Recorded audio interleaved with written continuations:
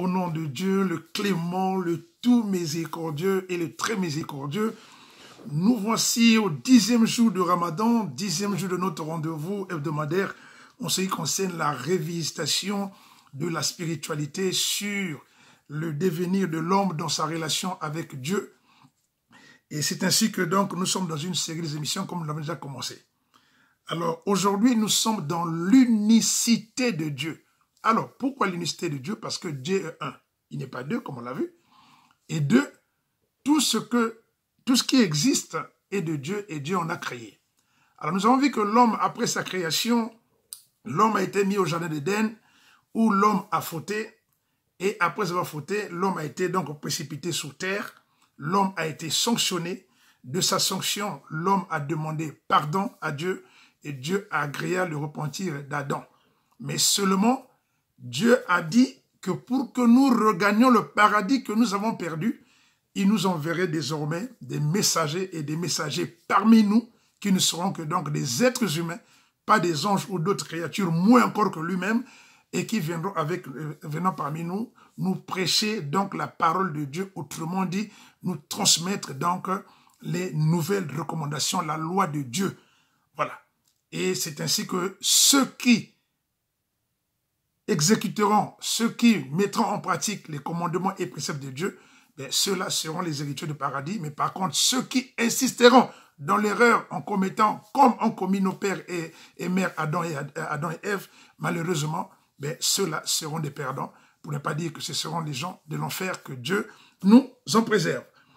Malheureusement, il s'est passé que l'humanité qui s'est déployée par Adam et Ève, avec le diable sur terre, puisque nous sommes sur terre, l'homme, la femme et le diable qui avait promis dire que j'égarerai ces gens-là, peu d'entre eux seront reconnaissants vis-à-vis de Dieu.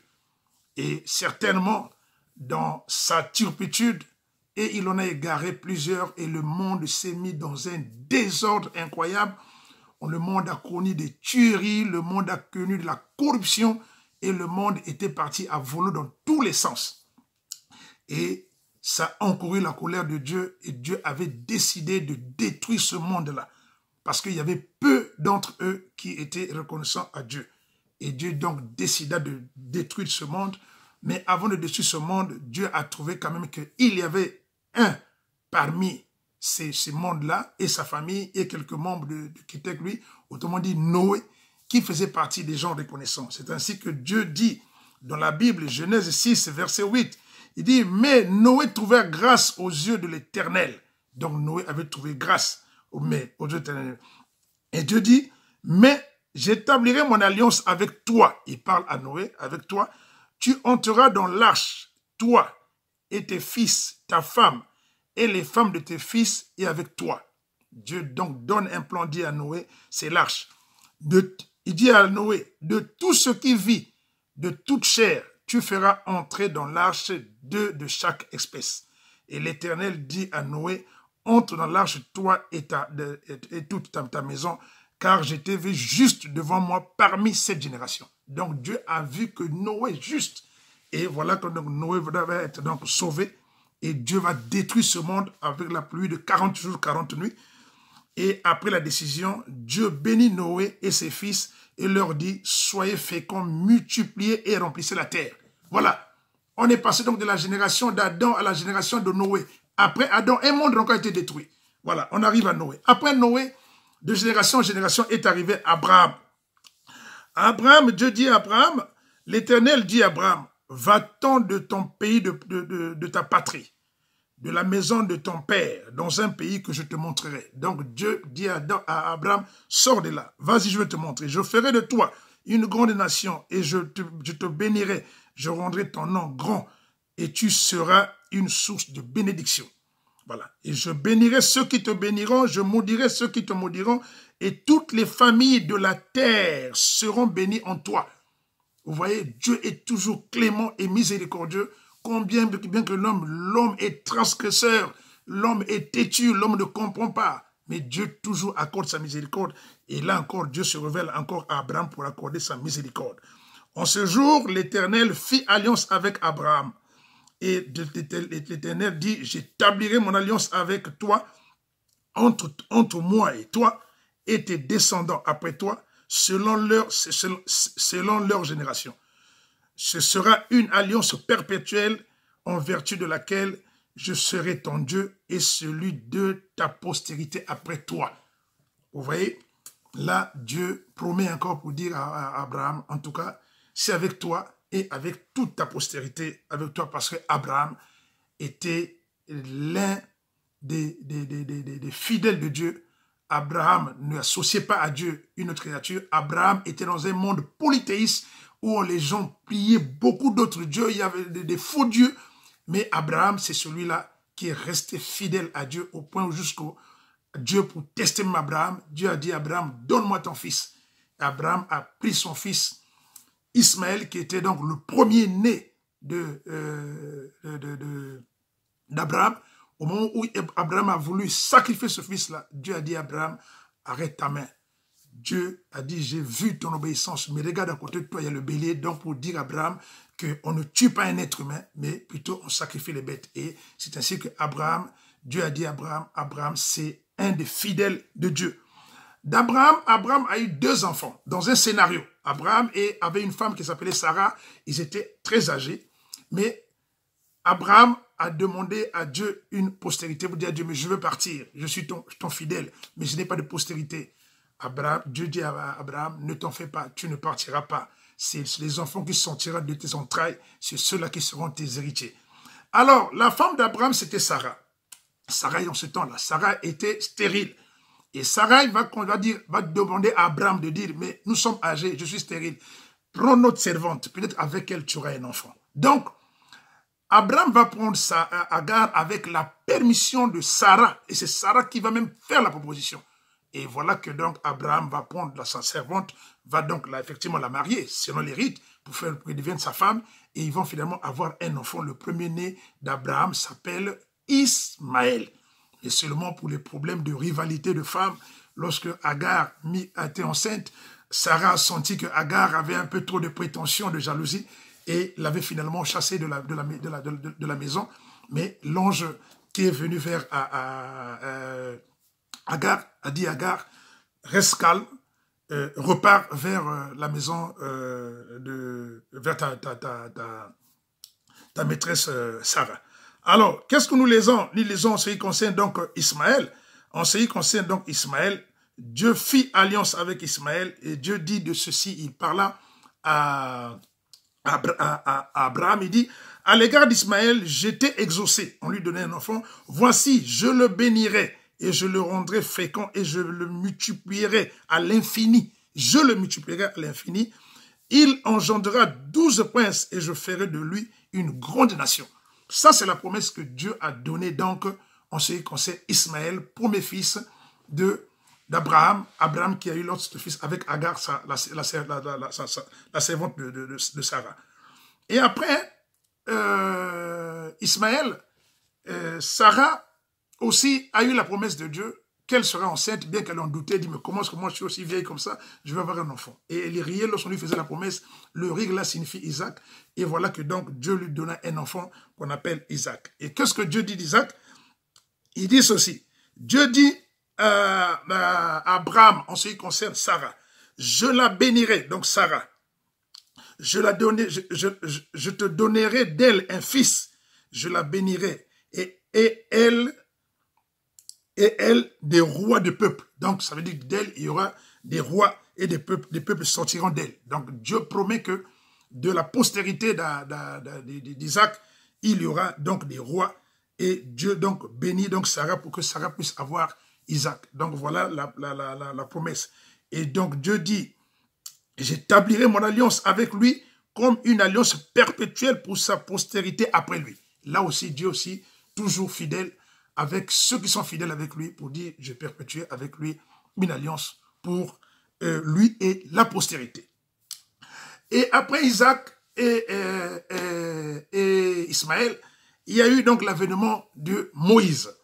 Moïse, qui était donc le prophète que Dieu a choisi comme prophète pour aller libérer les enfants d'Israël qui étaient en esclavage en Égypte. auprès de Pharaon. Dieu parla de vive voix à Moïse pour dire, je t'ai choisi pour que tu ailles délivrer les enfants d'Israël qui sont en esclavage en Égypte.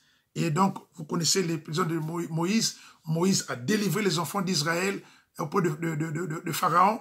Moïse, à qui Dieu a donné les tables de la loi, les 10 commandements. Voilà. Là, donc, les premiers livres qui arrivent par Moïse, là où Moïse prend le livre au mont Sinaï, donc Moïse descend donc avec les 10 commandements. Donc, en ce moment-là, donc, la législation a commencé donc à dire la loi. Et après Moïse, arriva donc Jésus. Alors, Jésus, plusieurs prophéties de l'Ancien Testament parlaient de l'avènement d'un prophète aussi qui va arriver. Mais vous savez que entre les prophéties et la réalité qui fait, c'est-à-dire que lorsque le concerné arrive, il faut que le concerné maintenant valide quel est son statut. Dieu nous avait déjà promis. Il dit, je vous enverrai des messagers et des messagers que parmi vous.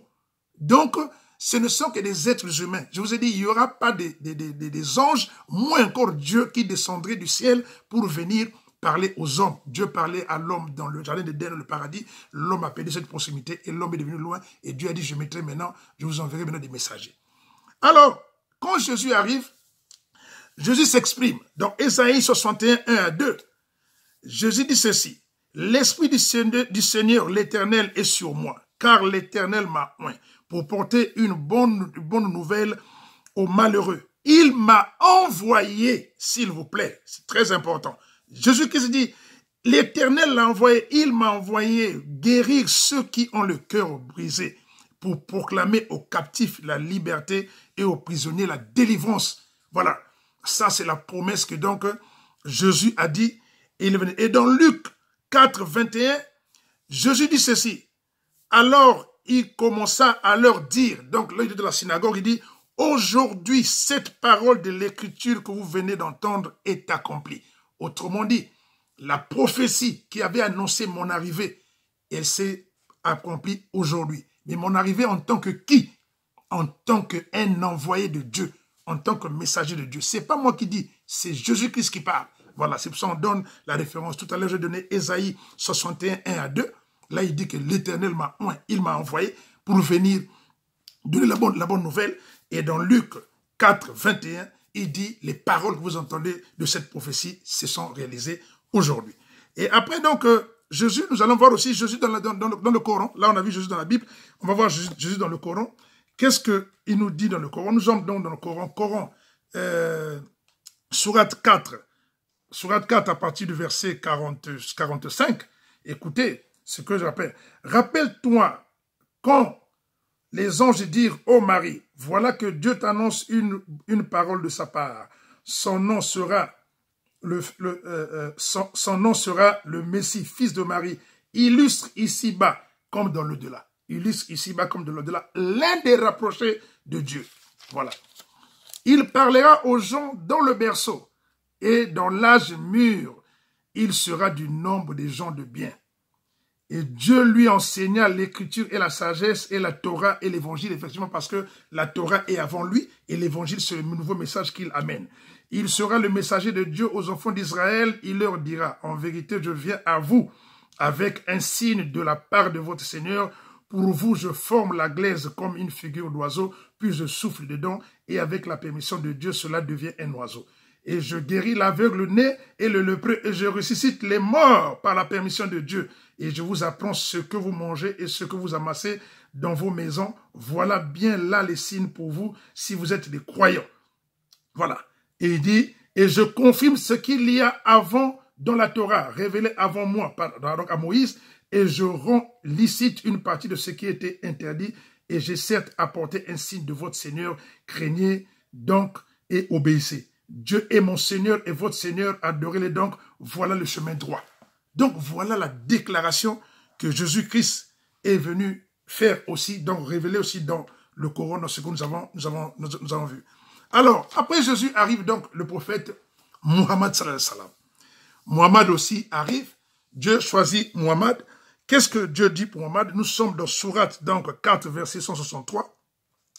Écoutez ce que Dieu dit à Muhammad. Sourate 4, verset 163. nous t'avons fait une révélation comme nous avons fait à Noé et aux prophètes après lui, comme nous en avons fait à Abraham, Ismaël, Isaac, Jacob, aux tribus, à Jésus et à Job, à Aaron et à Salomon et à David. Nous avons donné des psaumes. Vous voyez, en envoyant le prophète Mohammed sallallahu alayhi wa sallam, Dieu lui rappelle déjà tous ceux qui sont passés avec lui et qu'est-ce qu'il leur a donné. Deuxième, encore, en ce qui concerne toujours le prophète Mohammed, nous sommes dans Sourate 9, verset 33. Qu'est-ce que Dieu dit? C'est lui qui a envoyé son messager avec la bonne direction et la religion de la vérité, afin qu'elle triomphe sur toute autre religion. Quelle répulsion qu'ont les associateurs. Donc, voilà comment est-ce que le prophète Mohammed est validé aussi par Dieu pour lui rappeler tout ce qui est déjà dit avant. Voilà. Et nous sommes maintenant dans une lignée, pour voir la lignée des prophètes que Dieu a cités. Nous allons donc voir maintenant Sourate 6, verset 84. Dans Sourate 6, verset 84, qu'est-ce que Dieu dit? Dieu dit au prophète Mohammed de dire, dis, nous croyons en Dieu à ce qu'on a fait descendre sur nous, en ce qu'on a fait descendre sur Abraham, Ismaël, Isaac, Jacob et les tribus, à ce qu'on a donné à Moïse, à Jésus et aux prophètes de la part de leur Seigneur. Nous ne faisons aucune différence entre eux et c'est à lui que nous sommes soumis. Nous ne faisons aucune différence entre eux, c'est à lui que nous sommes soumis. C'est ce qu'on appelle l'unicité de Dieu. Tu ne peux pas être avec Dieu sans accepter l'entièreté de ces prophètes. Là, c'est Dieu qui est en train de les citer un à un. Voilà. Alors, donc, après, nous arrivons donc, Dieu valide la religion d'Abraham. Abraham, Sourate 6, verset 161, qu'est-ce que Dieu nous dit? Il dit, dis, moi mon Seigneur m'a guidé vers, au prophète Mohammed toujours, puis c'est le dernier, moi mon Seigneur m'a guidé vers un chemin droit, une religion droite, la religion d'Abraham, ce pur monothéiste qui n'était point du nombre des associateurs. Voilà. Là aussi, toujours, on valide ce qui est passé avant par celui qui vient après. Et nous arrivons en ce qui concerne, comme je vous ai dit tout à l'heure, par rapport à ce que Dieu nous enseignait, ne faites pas de différence entre ces prophètes. Et Dieu dit ceci, Sourate 4, verset 150. Ceux qui ne croient pas en Dieu et en ses messagers, et qui veulent faire distinction entre Dieu et ses messagers, et qui disent que nous croyons en certains d'entre eux, mais pas à d'autres, et qui veulent prendre un chemin intermédiaire entre la foi et la mécréance, les voilà les vrais mécréants. Nous avons préparé pour eux, pour les mécréants, un châtiment avilissant. Voilà. Autrement, Dieu interdit que nous fassions des différences entre les uns et les autres et que nous devons considérer tout le monde comme il se doit.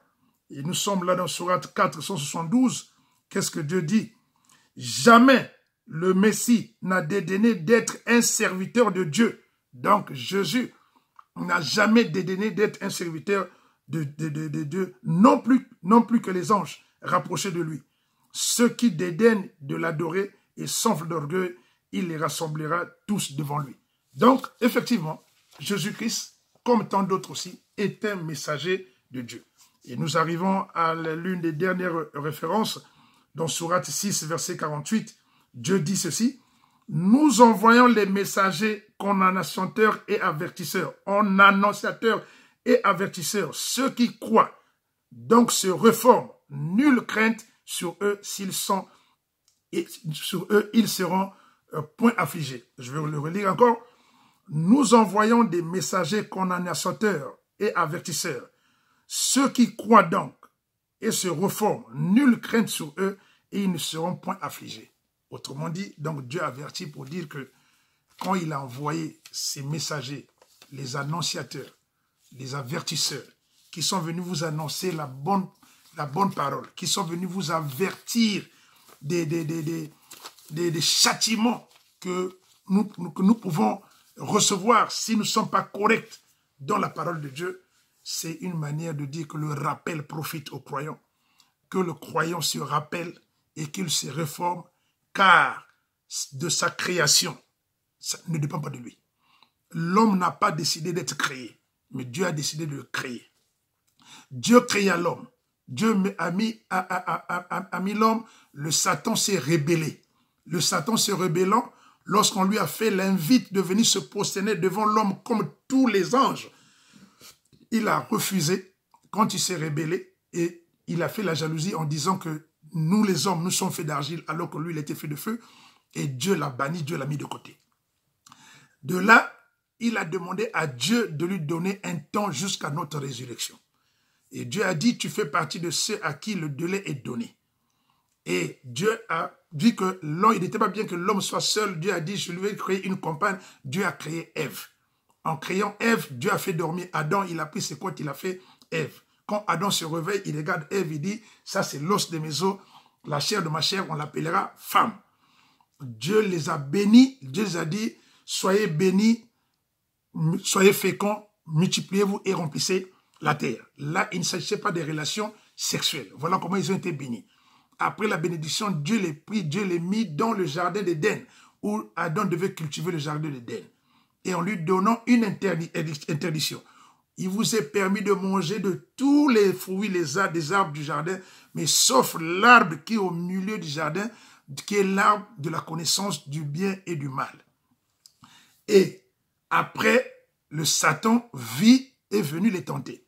Pourquoi Dieu a laissé le diable venir les tenter? Parce que Dieu a créé l'homme libre en lui disant, voici le bien, voici le mal. En disant, voici le bien, voici le mal, c'est l'arbre que Dieu a désigné à l'homme. Ne touche pas cet arbre-là. C'est l'arbre du bien et du mal. Bon, voilà que le diable est venu. Maintenant, l'homme doit se déterminer. Est-ce qu'il va suivre le diable ou bien est-ce qu'il va suivre l'homme? Et le diable ne va pas vers Adam, le diable va maintenant vers la femme. Autrement dit, il va vers Ève. En lui posant la question suivante. Est-ce que Dieu vous a-t-il vraiment dit que vous ne mangerez pas les fruits de cet arbre, de cet arbre? Et la femme lui dit, oui, Dieu nous a dit, on mange de tout, mais sauf le fruit de cet arbre-là. Il dit, sinon, nous allons mourir. Et le diable lui dit, non, vous n'allez pas mourir. Dieu sait, le jour que vous en mangerez, vos yeux vont s'ouvrir. Et vous serez comme vos yeux s'ouvriront et vous serez comme des dieux. Pas comme Dieu, mais comme des dieux. Autrement dit, vous serez comme des anges. Pas Dieu, parce que Dieu c'est Dieu. Comme des dieux. Quand on dit des dieux, ça veut dire que c'est vraiment inférieur. Et la femme, vu que l'arbre était bien, parce que le Satan l'a convaincu, madame va prendre le fruit, elle mange. Quand elle mange, elle va donner si à Adam. Donc elle a transgressé la loi. C'est la femme qui accepte le mensonge du Satan.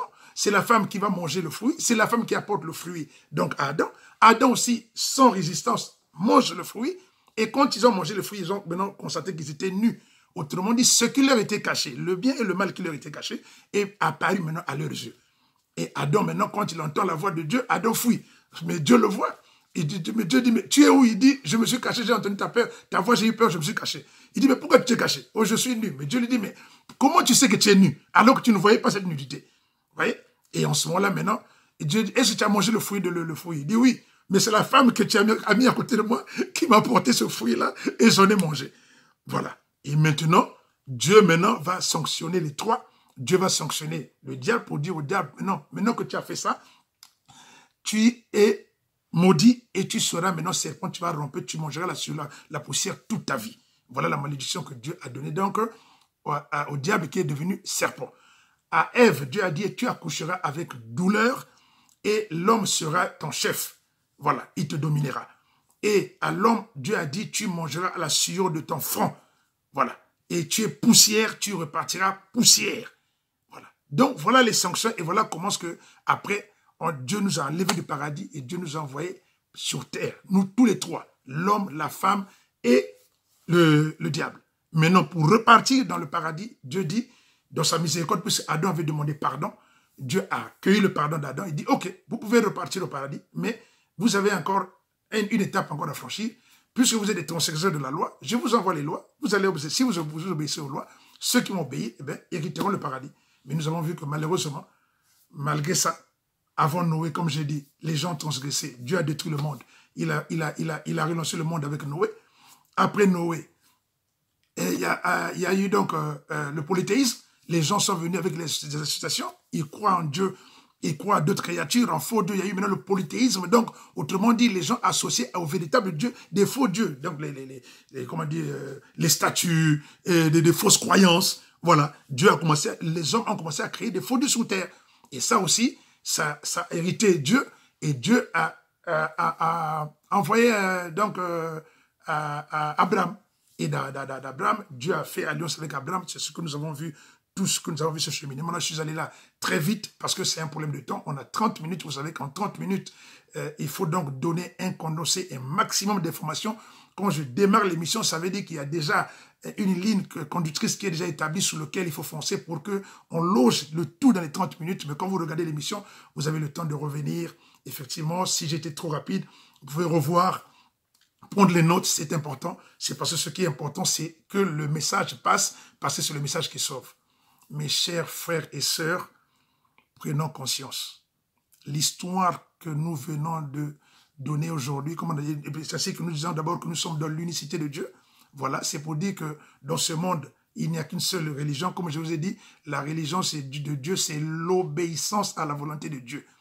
Les Juifs sont restés fanatiques de Moïse, ils ont créé le judaïsme. Ils sont condamnables parce qu'ils n'ont pas accepté Jésus. Les chrétiens sont restés avec Jésus, ils ont créé le christianisme. Ils sont condamnables parce qu'ils ne sont pas venus jusqu'à Mohammed. Et Dieu a dit, il faut aller jusqu'à la fin. Mohammed arrive, il confirme tous les prophètes. Vous avez entendu, avant lui, depuis Adam, Noé, tout le monde. Voilà. Donc aujourd'hui, en réalité, l'homme ne devait pas avoir plusieurs religions. L'homme n'a qu'une seule religion qui s'appelle l'obéissance à la volonté de Dieu, qui consiste à croire et à accepter tous ces messages. Si tu es juif, tu n'as pas l'évangile de Jésus. Vis-à-vis de Dieu, tu as des manquements. Parce que nous prions le même Dieu. Voilà.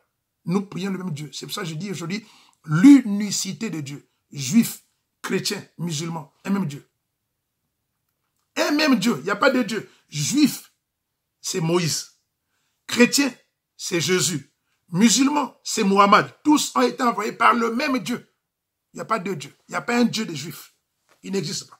Il n'y a pas un Dieu de chrétiens. Il n'existe pas. Il n'y a pas un Dieu des musulmans. Il n'existe pas. Mais il y a un même Dieu pour les Juifs, les chrétiens et les musulmans. Donc nous sommes tous dans ce qu'on appelle l'unicité de Dieu. Dieu est unique et nous devons être aussi ensemble avec Dieu. Maintenant, quitte à nous de prendre conscience parce que nous sommes ici, que vous ne le vouliez pas, nous sommes tous des mortels. Dieu a dit, toute âme goûtera la mort.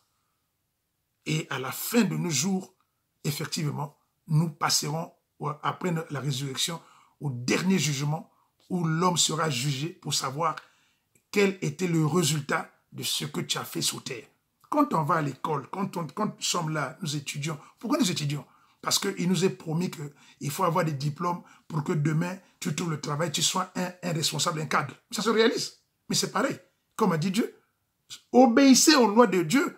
Soyez fidèles à Dieu. Ne donnez pas à Dieu, n'associez pas à Dieu d'autres croyances, d'autres créatures, des faux dieux qui ne peuvent, Dieu dit, qui ne peuvent nous faire ni du bien, ni du mal. Dieu dit même, si une mouche prend à vos faux dieux là, même un truc, ce faux dieu là est même incapable de récupérer ce qu'une mouche lui prend. Voilà. Et ces faux dieux-là, y compris le diable là-dedans, vont vous renier au dernier jour. Parce qu'ils étaient là pour vous tromper. Vous vous êtes trompés en les acceptant, tels que vous les avez acceptés. Sur terre, oui. Mais quand vous serez devant Dieu, ils vont vous renier. Même le diable a dit, il va vous renier. Il vous dira, vous dites tous les jours, le diable a fait ceci, le diable vous dira, est-ce que vous m'avez vu? Au moins, Dieu vous parle. Bon, est-ce que le diable a une écriture? Non. Il y a une Torah du diable, non. Une Bible du diable, non. Et un Coran du diable, non. Mais il y a là, tout ça, c'est pour Dieu. Bon, maintenant, le diable te dira, mais toi, tu as reçu tout de Dieu. Mais pourquoi tu me suivais? Voilà. Bref, nous arrivons donc à 29 minutes à la fin de mon émission. En tout cas, le plaisir est pour moi que Dieu nous pardonne, que Dieu nous bénisse, que Dieu nous facilite, que Dieu nous protège, que Dieu nous garde dans sa communauté. Vraiment que Dieu nous accorde sa miséricorde. Il est le miséricordieux, le tout miséricordieux. Mais nous ne devons pas abuser. Il est le tout miséricordieux. Prenons conscience, mes frères et sœurs. Soyons en Dieu et soyons fidèles à Dieu. Que Dieu nous bénisse. Salam.